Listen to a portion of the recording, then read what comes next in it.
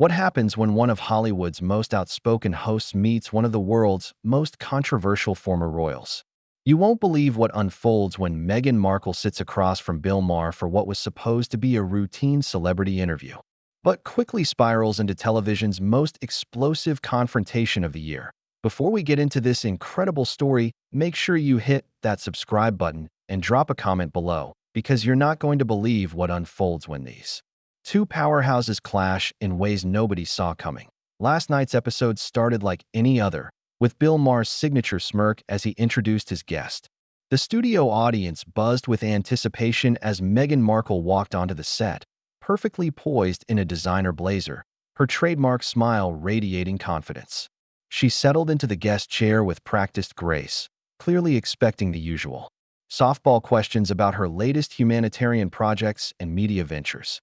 "So Meghan," Maher began, leaning back in his chair with that familiar glint in his eye, "you've been pretty quiet lately.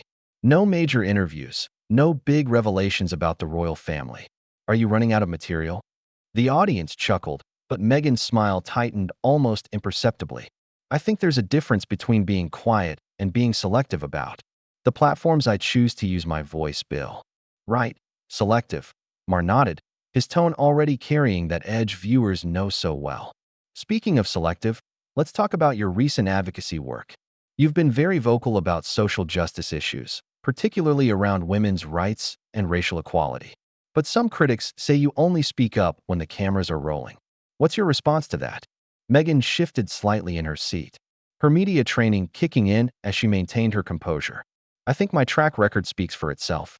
I've been committed to these causes long before I was in the public eye, and I'll continue long after." "Long before you were in the public eye?" Maher's eyebrows shot up. "Come on, Meghan. You were an actress on a cable show that most people had never heard of before you started dating Prince Harry. Let's be honest about the timeline here." The tension in the studio was palpable. You could see Meghan's jaw clench slightly as she processed what felt like a direct attack on her credibility. "I think you're oversimplifying my background, Bill. I've always been involved in humanitarian work, even when nobody was paying attention." "Nobody was paying attention because nobody knew who you were," Maher shot back, his voice gaining momentum. "Look, I'm not saying that's a bad thing. We all start somewhere. But this narrative that you were some major activist before the royal connection? That's revisionist history at its finest." The audience was dead silent now, sensing this wasn't going according to the usual script. Meghan's publicist, sitting in the front row, looked visibly uncomfortable, her phone already in her hands. "I find it interesting," Meghan said, her voice cooling noticeably, "that when women of color speak about their experiences and their advocacy work, there's always someone ready to question the authenticity of it." Maher leaned forward, recognizing the gauntlet being thrown down. "Oh, here we go? So now I'm questioning you because you're a woman of color? That's rich, Meghan. I question everyone equally. It's called journalism. Is it journalism when you clearly haven't done your research?" Meghan's composure was starting to crack, her voice carrying a sharper edge. "I worked with the United Nations Entity for Gender Equality before I ever met Harry. I was a counselor for One Young World. But apparently, none of that fits your narrative." "My narrative?" Maher's voice rose slightly. "My narrative is pretty simple. I don't like it when people rewrite their own history to make themselves look better. And frankly, the way you and Harry have handled your exit from the royal family has been a masterclass in victimhood marketing." The words hung in the air like a live wire. Meghan's eyes flashed, and for a moment, the polished facade completely slipped. "Victimhood marketing? Are you serious right now?" "Dead serious," Maher continued, clearly warming to the topic. "You left the royal family, moved to California, signed massive deals with Netflix and Spotify, and then spent the next few years telling everyone how terrible your experience was. Meanwhile, you're living in a $16 million mansion in Montecito. If that's victimhood, sign me up." Meghan stood up abruptly, her chair scraping against the floor. "I think there's been a misunderstanding about what this interview was supposed to be about." "No misunderstanding at all," Maher said, remaining seated but clearly energized by her reaction. "This is exactly what it was supposed to be about. Real talk. No softballs. No PR-approved talking points. Just honest conversation." "Honest conversation requires mutual respect," Meghan replied. her voice now carrying a tremor of barely contained anger, something you clearly don't understand. The studio audience was transfixed, witnessing what was clearly spiraling beyond normal interview territory. Cameras continued rolling as production assistants exchanged worried glances behind the scenes. Respect is earned, Maher said, his voice steady but cutting. And frankly, I have a hard time respecting someone who claims to want privacy while simultaneously courting every major media outlet in America. You can't have it both ways, Meghan. The confrontation was escalating rapidly, with neither side backing down. What had started as typical Maher provocation was transforming into something much more personal and explosive. The tension in the room was suffocating as both host and guest prepared for what would become an even more dramatic turn of events. Maher wasn't finished. He leaned back in his chair with that predatory smile that regular viewers know means he's about to go for the jugular. You know what really gets me, Meghan? The Oprah interview. That whole production where you sat there in your garden, in your designer dress, talking about how trapped you felt while living in actual palaces. Meghan's eyes narrowed dangerously. You have no idea what you're talking about, don't I? Maher's voice dropped to that deadly quiet tone he reserves for his most devastating attacks. You talked about being suicidal, which is serious stuff. But then in the same breath, you're complaining about not getting the same jewelry as Kate. Mixed messages much. The audience gasped audibly. Several people shifted uncomfortably in their seats as the interview crossed into deeply personal territory. Meghan's hands were visibly shaking now, her carefully maintained composure cracking like ice under pressure. How dare you minimize my mental health struggles, she said, her voice rising for the first time. You sit there in your comfortable bubble, making jokes about things you've never experienced. My comfortable bubble. Maher laughed, but there was no humor in it. Lady, I've been in therapy longer than you've been famous. The difference is I don't use my mental health as a weapon against people who disagree with me. A weapon? Meghan's voice cracked with disbelief. Speaking about mental health awareness is using it as a weapon. When you time it perfectly to destroy your in-law's reputation right before your husband's grandfather is dying? Yeah, that's weaponizing it. Maher's words cut through the studio like a blade. Philip was 99 years old, in the hospital, and you chose that moment to air your grievances on international television. The production team behind the cameras was in full panic mode. This had gone far beyond controversial territory, into something approaching character assassination. But the cameras kept rolling, capturing every moment of what was becoming television history. Meghan stood up again, this time pacing slightly behind her chair. You don't know what it was like. The isolation, the racism, the complete lack of support from that institution. Racism, Maher repeated slowly. Let's talk about that. You said someone in the royal family was concerned about Archie's skin color. But you never said who. You just left that bomb sitting there, letting everyone assume the worst about a 95-year-old grandmother and a grieving grandfather. I protected them by not naming names, Meghan shot back. You protected yourself, Maher countered immediately. Because if you had named names, people could have investigated. They could have gotten the other side of the story. Instead, you got to be the victim while everyone else had to live under a cloud of suspicion. The studio audience was completely silent now, witnessing what felt like a public execution. Meghan's publicist had given up any pretense of staying calm and was frantically typing on her phone, likely trying to figure out how to end this disaster. You think this is some kind of game? Meghan's voice was now openly hostile. You think my experiences are just material for your comedy routines? I think your experiences are your experiences, Maher replied, his tone becoming more measured but no less cutting. But I also think you've turned them into a brand. The victim brand. And it's made you very, very wealthy. Everything comes back to money with you, doesn't it? Meghan snapped.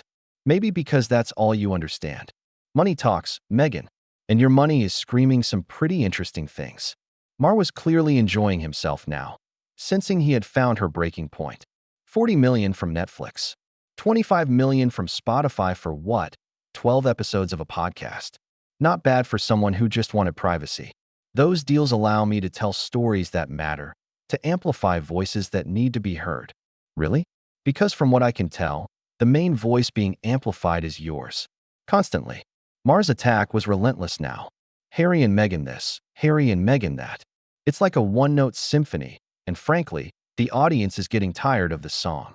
Meghan whirled around to face him directly, her composure completely gone. The audience? What audience? Your audience of cynical, privileged people who think everything is a joke. My audience of people who can spot bullshit from a mile away. Mar fired back without missing a beat. People who aren't impressed by titles or designer clothes or carefully orchestrated media campaigns. Is that what you think this is? A media campaign? Meghan's voice was approaching a shout now. Isn't it? Mar spread his hands wide. The timing of your revelations, the strategic release of information, the way you've managed to stay in the headlines for 3 years after leaving the royal family?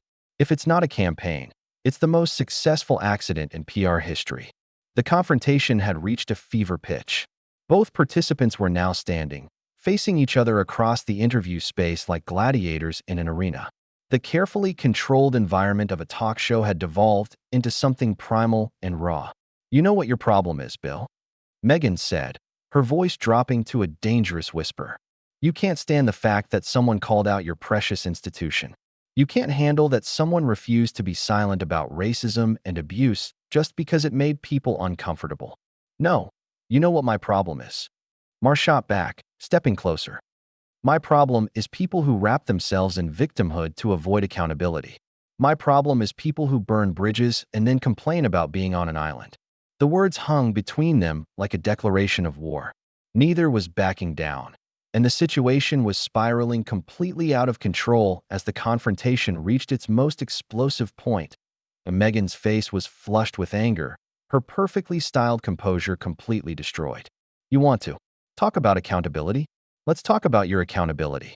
You sit here week after week, tearing people down for entertainment, hiding behind the excuse of comedy. I don't hide behind anything. Mar snapped back. I say what I think, and I own it.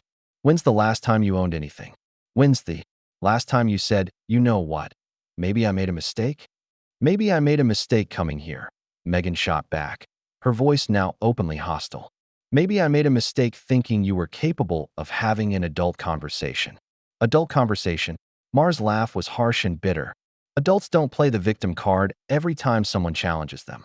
Adults don't run to Oprah every time they face criticism. The studio audience was completely transfixed, witnessing what would undoubtedly become one of the most talked about television moments of the year. Some viewers were pulling out their phones, trying to capture this unprecedented meltdown. You're obsessed with that interview, Meghan said, pacing again. Maybe because you're jealous that someone else got the ratings you wish you could get. Jealous? Mar's eyebrows shot up. Of what? A pity party disguised as an interview? I've been doing this for decades, sweetheart. I don't need to manufacture drama to stay relevant. Manufacture drama? Meghan whirled on him. My experiences aren't manufactured. The racism I faced isn't manufactured. The isolation, the suicidal thoughts, none of that is manufactured. No, but your response to it sure feels manufactured, Mar replied without hesitation. Look, I'm sorry you had a hard time. I really am. But you've turned your hard time into a cottage industry, and that's where you lose me. A cottage industry? Meghan's voice rose to near shouting levels. How dare you reduce my advocacy work to a cottage industry? Because that's what it is. Mar exploded right back at her. You've monetized your trauma, packaged your pain, and sold it to the highest bidder. And the really sick thing is, you've convinced yourself you're doing it for other people. The accusation hung in the air like a physical blow. Meghan stopped pacing, her face going white with rage. For a moment, the entire studio held its breath, waiting to see how she would respond. You are a small, bitter man, she said finally, her voice trembling with fury. You tear people down because it makes you feel bigger. You attack me because you can't stand that I refuse to be silenced. I attack you because you're a fraud, Mar replied with devastating simplicity. You want to be seen as this brave truth teller, but you only tell the truth when it benefits you. You want to be seen as this humanitarian, but your humanitarian work always seems to come with a Netflix camera crew.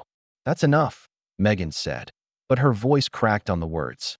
No, I don't think it is enough, Mar continued relentlessly. You know what would be enough?